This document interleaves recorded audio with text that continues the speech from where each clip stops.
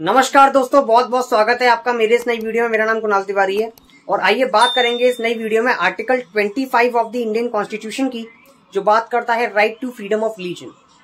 दोस्तों, इससे पहले लास्ट वीडियो में हमने बात की थी आर्टिकल 24 की, जिसमें हमने चाइल्ड लेबर से रिलेटेड कुछ प्रोविजंस को पढ़ा था। इस वीडियो में बात करेंगे article 25 of the Indian constitution की, जिसमें हम right to freedom of religion के ऊपर बात करेंगे। दोस्तों, ये आर्टिकल 25 वो आर्टिकल है जिस पर रोज टेलीविजन एंड न्यूज चैनल्स पर कंट्रोवर्सीज चलती हैं। ये आर्टिकल 25 वो आर्टिकल है जिस पर रोज टेलीविजन एंड न्यूज चैनल्स पर डिबेट्स चलती हैं। यूं तो कहा जाता है कि हमारा भारत देश एक धर्मनिरपेक्ष देश है, India is a secular country. लेकिन ये दोस्तों आर्टिकल 25 इस पर कई प्रकार के सवाल उठाए जाते हैं, कई प्रकार के विवाद उत्पन्न किए जाते हैं या देखे जाते हैं। खैर, बात करेंगे आर्टिकल 25 क्या कहता है, इसका पर्पस क्या है और इसको क्यों लाया गया। आर्टिकल 25 की अगर मैं बात करूं तो हमारे कॉन्स्टिट्यूशन के प्रियम्बल में आप जानते हैं कुछ वर्ड्स को ऐड किया गया था।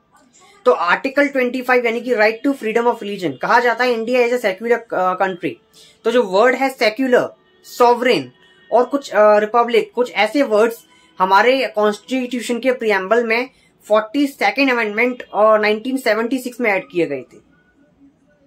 दोस्तों, आर्टिकल 25 बात करता है रिलीजन के ऊपर। रिलीजन का मतलब किसी पर्टिकुलर इंडिविजुअल या मतलब किसी व्यक्ति या किसी संप्रदाय के विश्वास या आस्था का प्रतीक। दोस्तों, आर्टिकल 25 हमें कुछ प्रोविजंस में कुछ हमारा अधिकार देता है।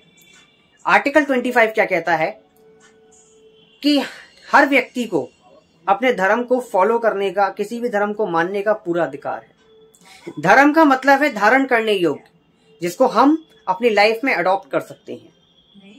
तो आर्टिकल 25 का एक क्लॉज क्या कहता है दोस्तों, freedom of conscience. Freedom of conscience का मतलब आप किसी भी मान्यता पर या जो भी आपकी धर्म को लेकर जो भी विचारधारा है, आप उसको मान सकते हैं। संविधान आपको ये पूरा अधिकार देता है।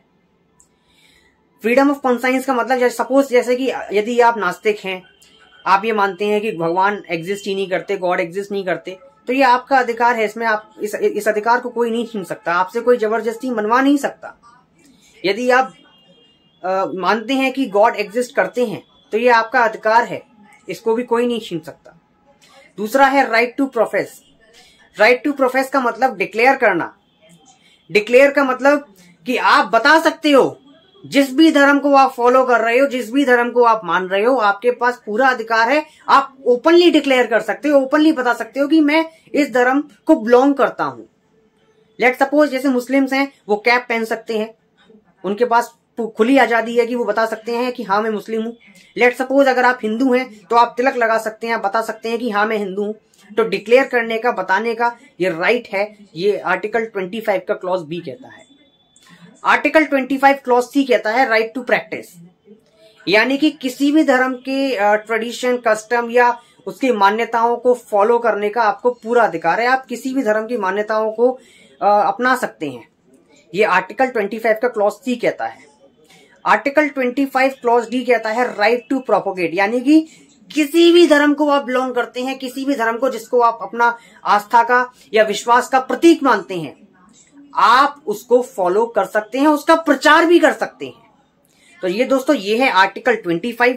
लेकिन जरूरत पड़ने पर इस पर कुछ रीजनेबल रेस्ट्रिक्शंस भी लगाई जा सकती हैं, यानी कि हर एक चीज का एक दायरा होता है।